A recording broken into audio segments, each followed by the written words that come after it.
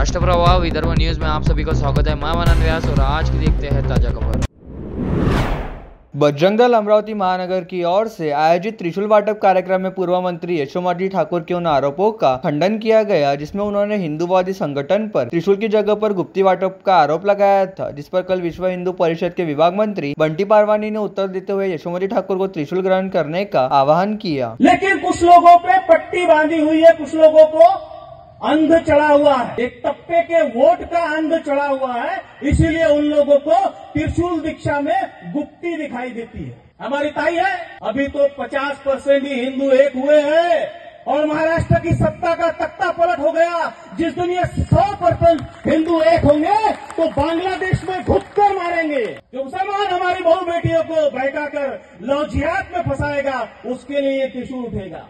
जब जब धर्म पर हानि आएगी ये त्रिशूल उठेगा। गाजा पट्टी में जब हुआ तब ये सारे कांव कांव करते हुए आ गए थे, लेकिन बांग्लादेश में जब हिंदुओं को हिंदू चिन्हित करके मारा जा रहा था ये अपने बिल में छुप गए हैं। जो लोग गाय से भरे ट्रक को जो कटने जा रहा था कसाईयों के एरिया में मोरबाग में, उस समय जो शस्त्र लेकर आए थे, तलवारें लेकर आए थे, वो ट्रक का संरक्षण करने के लिए वो ताई को वो लोग नहीं दिखते हैं, ताई को त्रिशूल में गुप्ती दिखती है। हम कहना चाहेंगे ताई से कि ताई जरा आंखें खोलो, अभी भी वक्त है, सुधर जाओ। मैं तो कहता हूँ ताई ने भी त्रिशूल दीक्षा ले लेनी चाहिए। और जो राजकमल चौक पर यशोमती ताई की उपस्थिति में लोकसभा के चुनाव के बाद वो जिहादियों ने तांडव किया था, वो भविष्य में न हो, उनको रोकने के लिए त्रिशूल दीक्षा दी जा रही है।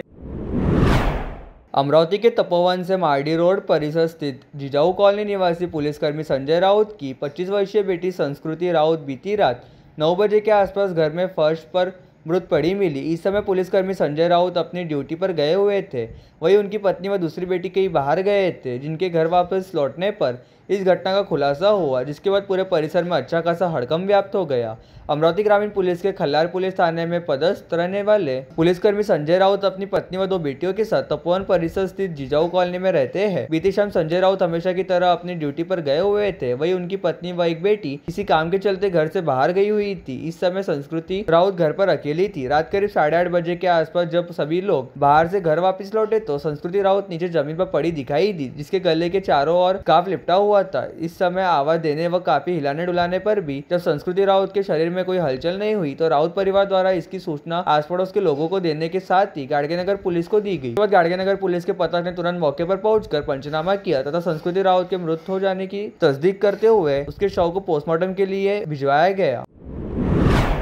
बुल्डाना जिले के मलकापुर परिसर में मुंबई नागपुर राष्ट्रीय महामार्ग 53 पर मुंबई से आए दक्षता पथक ने एक बड़ी कार्रवाई करते हुए करीब 71 लाख रुपए मूल्य के बायोडीजल ईंधन वाहक टैंकर व अवैध बिक्री केंद्र के साहित्य को जब्त किया। जानकारी के मुताबिक मलकापुर के निकट मुंबई नागपुर राष्ट्रीय महामार्ग क्रमांक 53 पर 2 स्थानों पर धड़ल्ले के साथ चल रहे अवैध पंपों पर 28 जनवरी की देर रात कार्रवाई करने के साथ ही 14 आरोपियों के खिलाफ अपराध दर्ज किए गए। यह अवैध पंप तालासवाड़ा बस स्टॉप व होटल एकता के पास चल रहे थे, जिन पर हुई कार्रवाई के बाद मलकापुर MIDC पुलिस थाने में 2 स्वतंत्र मामले दर्ज कराए गए। इस कार्रवाई के दौरान 2 टैंकरों से भूमिगत टंकी में सैकड़ों लीटर ईंधन को खाली करते हुए आरोपियों को रंगे हाथ पकड़ा गया। 10वीं तथा 12वीं परीक्षाओं में बुरकाधारियों को बैठने नहीं देने की मांग मंत्री नितेश राणे ने की। राणे ने शिक्षण मंत्री दादाराव भुसे को पत्र लिखकर उक्त मांग की। बुरखा घालून अगर तुम्ही परीक्षेला बसाल तर त्याचे अन्यही धोके आहेत, विविध पद्धतीने सुरक्षेचे पण कारण आहेत। ह्या सगळ्या बाबतीमध्ये संबंधित खात्यांनी विचार करून या निर्णयाचं नेमकं काय करू शकतो किंवा या निर्णयाच्या संबंधित लवकरात लवकर निर्णय घेऊन हा मागे घ्यावा किंवा या संबंधित मला तरी माहिती द्यावी, जेणेकरून अगर परत घेतले असेल तर चांगली गोष्ट आहे, नाही घेतले असेल तर त्वरित रद्द करावा, अशा पद्धतीची मागणी मी संबंधित मंत्र्यांकडे पत्राद्वारे मी केलेली आहे। तुम्ही राज्यात हिंदुत्ववादी विचाराचं सरकार असल्यामुळे असं कुठलेही लांबून चालन आम्ही सहन करणार नाही, ही भूमिका आमची पहिल्यापासून असल्यामुळे अशा पद्धतीचं बजरंग दल अमरावती महानगर की ओर से कल विशाल शौर्य यात्रा का आयोजन किया गया। इस शौर्य यात्रा में बजरंग दल के 700 से अधिक गणवेशधारी कार्यकर्ता ड्रेस कोड में शहर के मुख्य भाग से संचलन करते हुए शक्ति प्रदर्शन किया गया। शौर्य यात्रा का जगह जगह फूल बरसाकर हिंदू समाज ने भव्य स्वागत किया गया। यह शौर्य यात्रा बालाजी प्लॉट से प्रारंभ होकर राजापेट, राजकमल, जय स्तंभ, जवाहर गेट, गांधी चौक, गोरक्षण मार्ग, बालाजी प्लॉट वापस लौटकर समारोपीय कार्यक्रम किया गया। इस कार्यक्रम में मंच पर विराजमान संत श्री साई राजेश लाल, प्रमुख वक्ता श्री विवेक कुलकर्णी, नवीन जैन, प्रमुख अतिथि श्री चंद्रकुमार जाजोदिया, प्रमुख उपस्थिति बंटी पारवानी, सिंधु सोलंकी, राजीव देशमुख, श्रीदेव डेंडवाल, आकाश पाली मंच पर उपस्थित थे। इस कार्यक्रम का संचालन विजयजी खड़से, प्रस्तावना बंटी जी पारवानी, आशीर्वचन संत श्री साई राजेशलाल साहिब, प्रमुख वक्ते विवेक जी कुलकर्णी, इन्होंने मार्गदर्शन किया। यह त्रिशूल दिशा ग्रहण करने के बाद त्रिशूल को अपने पूजा घर में रख राष्ट्र की रक्षा के लिए, हिंदू धर्म की रक्षा के लिए, मातृशक्ति दुर्गा वाहिनी के रक्षा के लिए संतों के आह्वान पर इनका उपयोग करने की शपथ दिलाई गई। आईएमए की स्थानीय शाखा की ओर से मिली शिकायत के आधार पर मसानगंज स्थित शहरी आरोग्य केंद्र की वैद्यकीय अधिकारी डॉक्टर जोफ्शा अस्मास खान ने मोरबा परिसर स्थित संत गाडगे बाबा दवाखाना के संचालकों की जांच पड़ताल की तो पता चला कि इस दवाखाने के दोनों संचालकों के पास डॉक्टरी से संबंधित कोई डिग्री नहीं है और वे फर्जी तरीके से खुद को डॉक्टर दर्शाते हुए लोगों की आंखों तथा स्वास्थ्य की जाँच कर रहे थे, जिसके चलते मनपा के वैद्यकीय अधिकारी डॉक्टर जोफ्शा अस्मास खान ने दोनों फर्जी डॉक्टरों के खिलाफ सिटी कोतवाली थाने में शिकायत दर्ज कराई। इस संदर्भ में मिली जानकारी के मुताबिक मनपा की वैद्यकीय अधिकारी डॉक्टर जोफ्शा खान को सूचना मिली थी कि मोरबा परिसर में अमोल रमेश खारोड़े तथा अतुल कुमार गौतम द्वारा बिना किसी शैक्षणिक पात्रता के संत गाडगे बाबा दवाखाना चलाया जा रहा है। यह जानकारी मिलते ही डॉक्टर जोफ्शा खान ने खुद इस दवाखाने की जांच पड़ताल की, जहां पर विविध तरह के बोर्ड लगाए गए थे, परंतु दवाखाने में डॉक्टरों की शैक्षणिक योग्यता से संबंधित कोई प्रमाण पत्र व दस्तावेज नहीं थे। इसके बावजूद अमोल खारोड़े व अतुल गौतम द्वारा धड़ल्ले के साथ खुद को डॉक्टर बताते हुए लोगों की स्वास्थ्य की जाँच कर रहे थे। यह सीधे सीधे लोगों की जान के साथ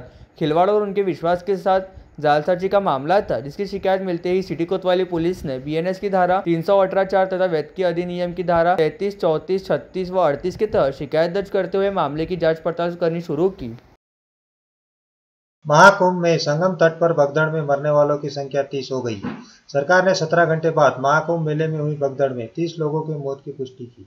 शाम 6:30 बजे मेला अधिकारी विजय किरण आनंद और डीजीआईजी वैभव कृष्णा ने 3 मिनट की प्रेस कॉन्फ्रेंस की। डीजीआईजी वैभव कृष्णा ने कहा, भगदड़ में 30 श्रद्धालुओं की मौत हुई जबकि 60 घायल है। 25 शवों की पहचान कर ली गई है। इनमें सबसे ज्यादा यूपी के 19, कर्नाटक के 4, गुजरात असम की 1-1 श्रद्धालु की मौत हुई है। उन्होंने कहा, घाट पर कुछ बैरिकेड्स टूट गए जिसकी वजह से जमीन पर सो रहे कुछ श्रद्धालु अफरा-तफरी कुचले से घायल हुए। उनमें से कुछ की मौत हो गई। मौनी अमावस्या का मुख्य स्नान पर्व था 29 जनवरी 2025 को।